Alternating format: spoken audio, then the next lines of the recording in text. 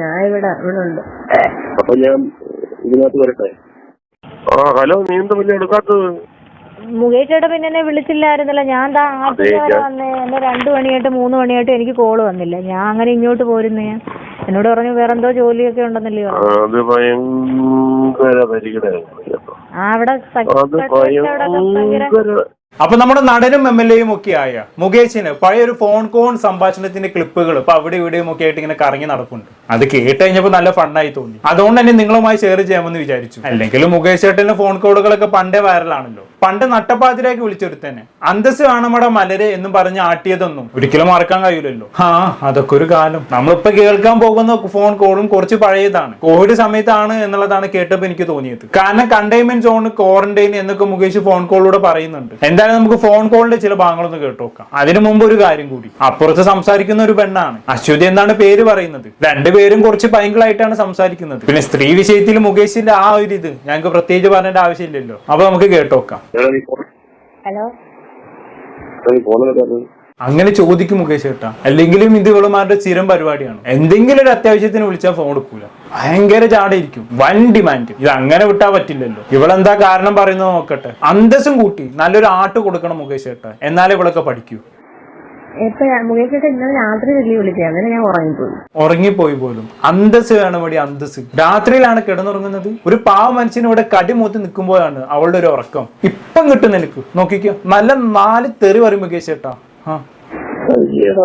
ഉറങ്ങാൻ പറ്റുന്ന സമയം ആയില്ല. ഇന്നലെ രാത്രി വിളിച്ച ആ സമയത്ത് ഞാൻ ഉറങ്ങിയായിരുന്നു.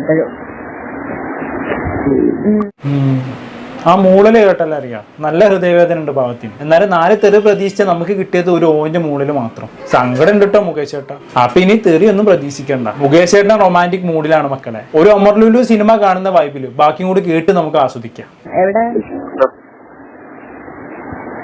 ഹലോ, എന്താണ് മുകേഷ് ചേട്ടാ മറുപടി പറയാനൊക്കെ ഒരു താമസം? ഇന്നലെ രാത്രി ഇനി ഫോൺ എടുക്കാത്തത് കൊണ്ടുള്ള പിണക്കമാണ് കുട്ട. ഇങ്ങനെ പിണങ്ങാതെ മുത്തേ. ഏട്ടന്റെ അശ്വതി ഇതാ ഇപ്പൊ വന്നല്ലോ. ഏട്ടൻ പറ. ഞാൻ ഇവിടെ ഉണ്ട്. അപ്പൊ ഞാൻ ഇതിനകത്ത് വരട്ടെ. ഇതിനകത്ത് വരട്ടെ എന്നൊക്കെ എന്തോ കോഡ് ഭാഷയാണെന്ന് തോന്നുന്നു. ഇനി വല്ല കുപ്പിയിലും കയറി പ്രത്യക്ഷപ്പെടാനുള്ള പരിപാടിയാണോ? ഓ ഹ്രീ മുകേഷ് ചേട്ടൻ എന്ന് പറയുമ്പോ മുന്നിൽ വന്ന് നിന്നാലോ? മുകേഷ് ചേട്ടൻ ആയതുകൊണ്ടൊന്നും പറയാൻ പറ്റൂല. ഒരുപാട് കഴിവുകളുള്ള ഒരു മനുഷ്യനാണ്. ബാക്കി നോക്കാം. ഒരു 10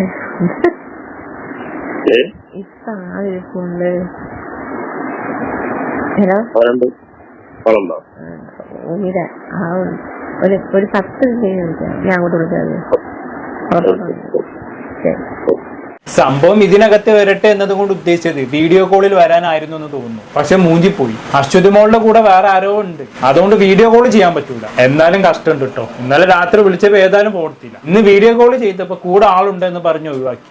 അശ്വതി ഒരു അശ്വതി അച്ചുവായി മാറുന്നുണ്ടോ എന്ന് സംശയിക്കേണ്ടിയിരിക്കുന്നു. എന്തായാലും ആ ഫോൺ കോൾ അങ്ങനെ അവസാനിച്ചു. ഇനി അടുത്തൊരു ഫോൺ കോൾ ഉണ്ട്. അതിന് ബാങ്കളും കൂടി ഒന്ന് കേട്ടോക്കാം.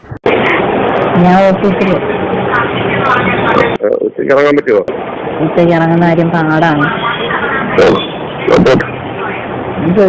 ഞാൻ വിളിക്കുമ്പോഴേ ഇത് ഫ്രീ രാവിലെ വിളിച്ചിട്ട് ഉച്ചയ്ക്ക് ഇറങ്ങാമെന്ന് വിളിച്ചാൽ ഞാൻ എന്തോ ചെയ്യുമെന്ന് പറയാം. ഇന്നലെ പറഞ്ഞാലും ഞാൻ എന്തെങ്കിലും പറയാമായിരുന്നു. എന്താണ് മുകേഷ് ചേട്ടാ ഇതൊക്കെ ശ്രദ്ധിക്കണ്ടേ? ഈ ഹോസ്പിറ്റലിൽ വർക്ക് ചെയ്യുന്ന പെണ്ണിനൊക്കെ വിളിച്ച് പെട്ടെന്ന് ഇറങ്ങാൻ പറഞ്ഞ അതൊക്കെ നടക്കുന്ന കാര്യമാണോ? ഈടായിട്ട് തീരെ ശ്രദ്ധിക്കുന്നില്ല കേട്ടോ. ഞങ്ങൾക്ക് ഇതൊക്കെ രാത്രി തന്നെ വിളിച്ച് ബുക്ക് ചെയ്യണ്ടേ? അല്ല മുകേഷ് ചേട്ടനെ പറഞ്ഞിട്ട് കാര്യമില്ല. രാത്രി വിളിച്ച് അശ്വതി വെച്ച് ഫോൺ എടുക്കണ്ടേ? പിന്നെ ഇതൊക്കെ എന്ന് പറഞ്ഞ ഒരു മൊമെന്റിൽ തോന്നുന്നതാണല്ലോ. മുകേഷ് ചേട്ടന് രാവിലെ ഉറക്കം ഉണർന്നപ്പോഴാണ് അശ്വതി മോളിസിനൊന്ന് കണ്ടു കളയാമെന്ന് തോന്നിയത്. ആ ഒരു മൂഡ് വന്നത് അപ്പോഴല്ലേ. ഇനിയിപ്പോ പറഞ്ഞിട്ട് കാര്യമില്ല. ഇനി വേറെ വല്ല വയുണ്ടോ എന്ന് നോക്കാം.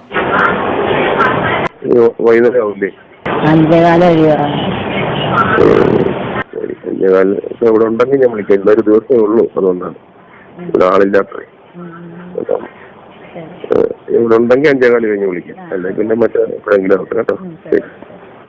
ഇന്നൊരു ദിവസത്തേക്ക് മാത്രമുള്ള ഓഫർ ആയിരുന്നു. ഇതിങ്ങനെ തട്ടിക്കളയല്ലോ മോനെ. നിന്നോട് ഫോളോ ചെയ്യാനും ഷെയർ ചെയ്യാനും ഫ്രണ്ട്സിനെ മെൻഷൻ ചെയ്യാനൊന്നും പറഞ്ഞില്ലല്ലോ. വെറുതെ ഒന്ന് വന്ന് തന്നാൽ മാത്രം മതി. മുകേഷ് ചേട്ടൻ മൂപ്പരെ തന്നെ നിനക്ക് ഗിവ് ആയി തരാൻ കാത്തിരിക്കുകയാണ്. ഇതൊക്കെ ആളില്ലാത്ത സമയത്തല്ലേ നടക്കൂ. എന്നാലും നീ ഇങ്ങനെ ഉഴപ്പരുത് കേട്ടോ അശ്വതി. ഇത്രയും തിരക്കുള്ള ഒരു നടൻ, ഒരു ജനപ്രതിനിധി നിനക്ക് വേണ്ടി മാത്രം ഒരു ദിവസം മാറ്റി വെച്ചിട്ട് ഇങ്ങനെ തന്നെ വേണം ചെയ്യാൻ. പാവം മുകേഷ് ചേട്ടന് ആഗ്രഹങ്ങളും ആശകളും എവിടെ പോയി കഴുകി കളയുമോ എന്തോ.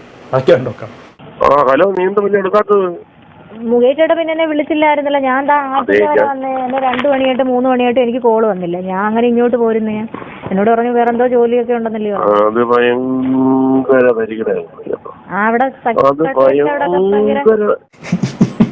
തേച്ചി അശ്വതി ചേച്ചി തനി കുണം കാണിച്ചു. എന്റെ മോനെ ഒന്നും പറയണ്ട. ഇവളെപ്പം വരും ഇപ്പം വരും എന്ന് വിചാരിച്ച് കണ്ണിൽ എണ്ണ ഒഴിച്ച് കാത്തിരുന്ന മുകേഷയുടെ ഒരു പാരായി. അല്ലെങ്കിലും അശ്വതി എന്നുള്ള പേരുള്ള ആരും വിശ്വസിക്കരുത് മുകേഷ് ഏട്ടാ. എത്ര ആൾക്കാരാണ് ഈ അശ്വതി അച്ചുവിന്റെ വലയിൽ കുടുങ്ങിയതെന്ന് അറിയും. നിങ്ങൾ ഇത്ര വലിയ മണ്ണനാവെന്ന് വിചാരിച്ചില്ല. ഈ അശ്വതി അച്ചു എന്ന് പറഞ്ഞ് ചില്ലറക്കാരിയാണെന്നാണ് വിചാരിച്ചു വെച്ചേക്കുന്നത്. ഭയങ്കരമായ ആള്. എന്നാലും കോഴിത്തരത്തിന് PhD എടുത്ത് മുകേഷ് ഏട്ടന് ഇതൊന്നും മനസ്സിലായില്ലെന്ന് വെച്ചാ എന്താ ഞാൻ ഇതിനൊക്കെ പറയും. ബാക്കി പറഞ്ഞോട്ടെ. അല്ലല്ല, ഈ പറയുന്നത് ഭയങ്കര പരിഗണയാണ് കേട്ടോ. ഞാൻ പറയുന്നത് പിന്നെ അല്ലാതെ ഇതുവരെ 11 മണി അങ്ങാണ്ട് കഴിയുമ്പോ മുകേഷേട്ട ഫ്രീ ആവൂന്ന് പറഞ്ഞു. എന്നെ പിന്നെ വിളിച്ചില്ല. അതെ, 11 മണിക്ക് വരുത്തുള്ളൂ. ഉച്ചക്കാണ് ഞാൻ പറഞ്ഞത്. പക്ഷെ നമ്മൾ ഇച്ചിരി സെക്രട്ടേറിയറ്റിലൊക്കെയാണ്, കണ്ടെയ്ൻമെന്റ് ആണ്, പല ഓഫീസിലും ആളില്ലാത്തത് കൊണ്ടൊക്കെ അവിടെ നിന്ന് എനിക്ക് 1 മണിയായിട്ട് ഒന്നും കോള് വന്നില്ല. 2 മണിയായിട്ട് കോള് വന്നില്ല. വിളിക്കണം. പിന്നെ ഞാൻ പോയിക്കോട്ടെ എന്തെങ്കിലും ചോദിക്കണ്ടേ? അപ്പൊ ഞാൻ പറയത്തില്ല. ഞാൻ ഈ തീരാത്ത പണി ഓടി പടച്ചാത്. ഇല്ല, ഞാനിപ്പോ തിരിച്ചു വരും. ഒരു അരമണിക്കൂറിനുള്ളിൽ ഞാനിപ്പോ തിരിച്ചു വരും. ഞാനങ്ങ്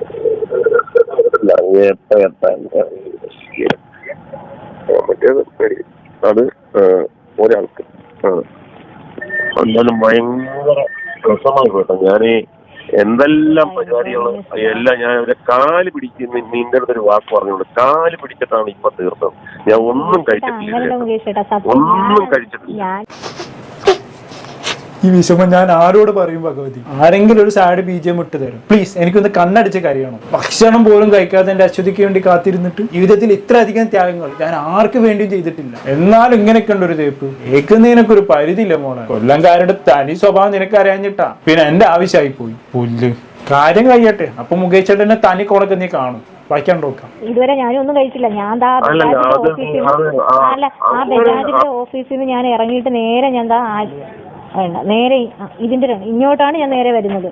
അതെ, അപ്പൊ നീ അത് നേരത്തെ പറഞ്ഞിരുന്നെങ്കിൽ നമ്മൾ ആ സമാധാനമായിട്ട് അവിടെ നിന്ന് കാര്യങ്ങൾ ചെയ്തതായിരുന്നു. ഇതിപ്പം എന്നതല്ല, കൺസർവേഷന്റെ കുറവുണ്ട്. നമ്മളെ ഒരു ട്രൂക്കിലിയായിട്ട് കണക്കാക്കുന്നു.